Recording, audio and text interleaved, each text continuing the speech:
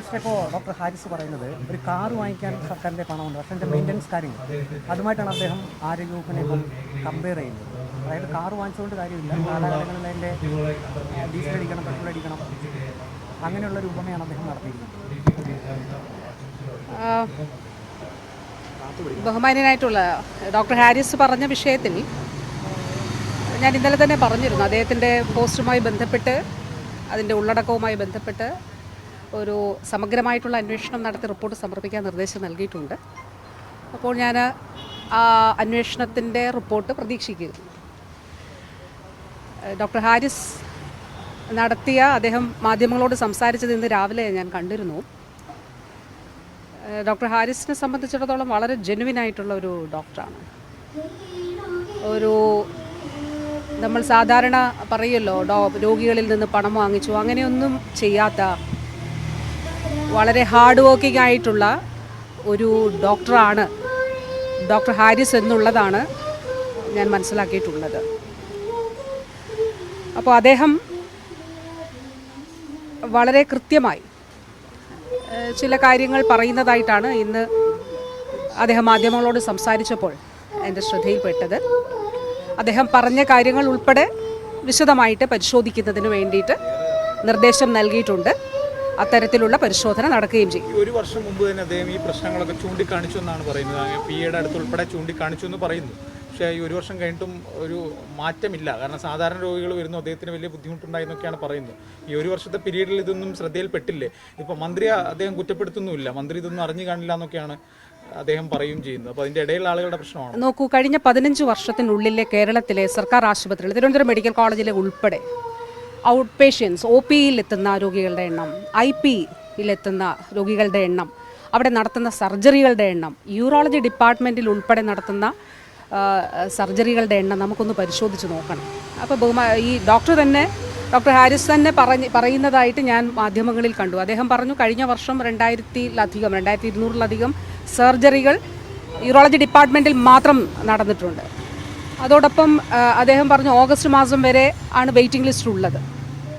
അപ്പോൾ അത്രയും എഫേർട്ട് എടുത്തുകൊണ്ട് ഡെഡിക്കേറ്റഡ് ആയിട്ട് നമ്മുടെ ആരോഗ്യ പ്രവർത്തകർ ജോലി ചെയ്യുന്നതിൻ്റെ ഭാഗമായിട്ടാണ്. ഇപ്പോൾ വിദേശ രാജ്യങ്ങളിൽ നിന്നൊക്കെ ഒരു MRI എടുക്കാൻ 8 മാസം കാത്തിരിക്കേണ്ടി വരുന്ന നമ്മുടെ ആളുകൾ, ആരോഗ്യ പ്രവർത്തകർ ഉൾപ്പെടെ നാട്ടിൽ വന്ന് MRI എടുത്ത് പോകുന്ന സ്ഥിതി ഉണ്ട്. അപ്പം ഇപ്പോൾ പല ഹോസ്പിറ്റൽസിലും 2026 ഓഗസ്റ്റിൽ വരെ വെയിറ്റിംഗ് ലിസ്റ്റ് ഉണ്ട്.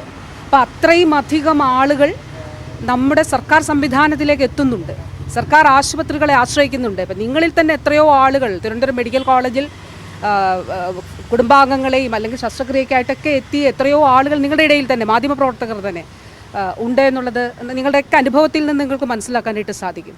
നമ്മളൊരു 100 ബെഡഡ് ആയിട്ടുള്ളൊരു ICU പുതുതായിട്ട് അവിടെ നിർമ്മിച്ചപ്പോൾ, 100 ബെഡഡ് ICU ഒരുക്കിയപ്പോൾ വീണ്ടും ആ ICU പ്രവർത്തനം ആരംഭിച്ചു കഴിഞ്ഞും വീണ്ടും നമുക്ക് കോൾ വരുന്നത് വെന്റിലേറ്റർ സഹായം വേണം, ICUവിൻ്റെ ബെഡ് വേണം എന്നുള്ളതാണ്. അപ്പോൾ സർക്കാർ സംവിധാനങ്ങളിലേക്ക് എത്തുന്ന രോഗികളുടെ എണ്ണത്തിൽ ഗണ്യമായിട്ടുള്ള വർധനവ് ഉണ്ടായിട്ടുണ്ട് എന്നുള്ളത് നമുക്ക് കാണാനായിട്ട് സാധിക്കും. ആ വർധനവിൻ്റെ അടിസ്ഥാനത്തിലുള്ള സൗകര്യങ്ങളാണ് സർക്കാർ ആശുപത്രികളിൽ നമ്മൾ ഒരുക്കുന്നത്. ഇപ്പോൾ തിരുവനന്തപുരം മെഡിക്കൽ കോളേജിൻ്റെ കാര്യം മാത്രം പരിശോധിച്ച് നോക്കിയാൽ എല്ലാ ഡിപ്പാർട്ട്മെൻറ്റും, ഇപ്പോൾ കഴിഞ്ഞ വർഷമാണെന്ന് തോന്നുന്നു, ഇന്ത്യയിൽ ഏറ്റവും കൂടുതൽ കാർഡിയോളജി ഇൻ്റർവെൻഷൻസ് നടത്തുന്ന മെഡിക്കൽ കോളേജ്, ആരോഗ്യ സ്ഥാപനം തിരുവനന്തപുരം മെഡിക്കൽ കോളേജാണ്. അത് നമ്മൾ പറയുന്നതല്ല, ഇന്ത്യയിലെ കാർഡിയോളജിസ്റ്റുകളുടെ സംഘടന ആ പുരസ്കാരം അത് കണക്കെടുത്തിട്ടാണല്ലോ, കണക്ക് വെറുതെ പറയുന്നതോ പേപ്പറിലുള്ളതോ അല്ലല്ലോ, അത് ഡിജിറ്റലി രേഖപ്പെടുത്തപ്പെട്ട ഓരോ പേഷ്യൻറ്റിൻ്റെയും കേസ് എടുത്ത് പരിശോധിച്ചുകൊണ്ടാണ് അതിൽ ഏറ്റവും കൂടുതൽ കാർഡിയോളജി ഇൻ്റർവെൻഷൻസ് നടക്കുന്ന ആശുപത്രി തിരുവനന്തപുരം മെഡിക്കൽ കോളേജാണ്. എല്ലാ മെഡിക്കൽ കോളേജിലും ഇതുണ്ട്. ഡോക്ടർ ഹാരിസ് ഇവിടെ പറഞ്ഞിരിക്കുന്ന വിഷയം അതൊരു സിസ്റ്റത്തിൻ്റെ ഒരു പ്രശ്നമായിട്ട് നമ്മൾ കാണേണ്ടതായിട്ടുണ്ട് എന്നുള്ളത് കാണണം. ഞാൻ ഈ കാര്യം, എനിക്ക് വാസ്തവത്തിൽ ഡോക്ടർ ഹാരിസ് ഇന്നലെ, എനിക്ക് എറണാകുളത്തും നമ്മുടെ മണ്ഡലത്തിലൊക്കെ പരിപാടികളുണ്ടായിരുന്നു. അപ്പോൾ ഇന്ന് ഞാൻ അദ്ദേഹം പറയുന്ന കാര്യങ്ങൾ, ഞാനിത് അനേകം തവണ പ്രസംഗിച്ചിട്ടുമുണ്ട്, നിങ്ങളിൽ പലരും കേട്ടിട്ടുണ്ടാകാം. അതായത് നമ്മുടെ മുന്നിലെത്തുന്ന ഒരു വ്യക്തി, ഒരു രോഗവുമായിട്ടെത്തുന്ന വ്യക്തി, അത് നമ്മളാണെന്നോ, നമ്മുടെ പ്രിയ മക്കളാണെന്നോ, നമ്മുടെ ലൈഫ് പാർട്ട്ണറാണെന്നോ, നമ്മുടെ മാതാപിതാക്കളാണെന്നോ ചിന്തിച്ചാൽ അവിടെ നമ്മുടെ സിസ്റ്റം ശരിയാകും എന്നുള്ളതാണ് ഞാൻ പറഞ്ഞിട്ടുള്ളത്. അതാണ് നമ്മളുടെ പ്രശ്നങ്ങൾക്കുള്ള പരിഹാരം. അദ്ദേഹം പറഞ്ഞത് എന്താണ്, ഇന്നലെ 3 സർജറി ചെയ്തു, 4ാമത്തെ സർജറി ചെയ്യുമ്പോൾ ആ മെഷീൻ്റെ പ്രോബിന് കേടുപാടുണ്ടായി. അദ്ദേഹം പറഞ്ഞൊരു വാക്ക്, അടുത്തത് ശ്രദ്ധിക്കണം, എൻ്റെ മകൻ്റെ പ്രായമുള്ളൊരു മകനാണ് അവിടെ വന്നത്. നോക്കൂ, അത് വളരെ പ്രധാനപ്പെട്ടതാണ്.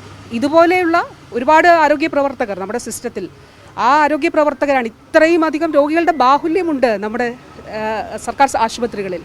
2023 ഡിസംബർ മാസത്തിൽ കേരളത്തിൻ്റെ ചരിത്രത്തിൽ ആദ്യമായിട്ട് 270 അധ്യാപക തസ്തികൾ എന്ന് പറയുമ്പോൾ ഡോക്ടേഴ്സ്, ക്ലിനിക്കൽ തസ്തികളാണല്ലോ, ക്ലിനിക്കൽ ഡിപ്പാർട്ട്മെൻറ്റുകളിലാണ് ഏറ്റവും കൂടുതൽ ഉണ്ടായിട്ടുള്ളത്. അത്രയും തസ്തികൾ കേരളത്തിൻ്റെ ചരിത്രത്തിൽ ഉണ്ടായിട്ടില്ല. 270 തസ്തികകൾ മെഡിക്കൽ വിദ്യാഭ്യാസ വകുപ്പിൽ സൃഷ്ടിച്ചു. ആരോഗ്യ വകുപ്പിൽ നമുക്ക് സൃഷ്ടിക്കാനായിട്ട്, അതായത് DHSന് കീഴിൽ സൃഷ്ടിക്കാനായിട്ട് കഴിഞ്ഞു.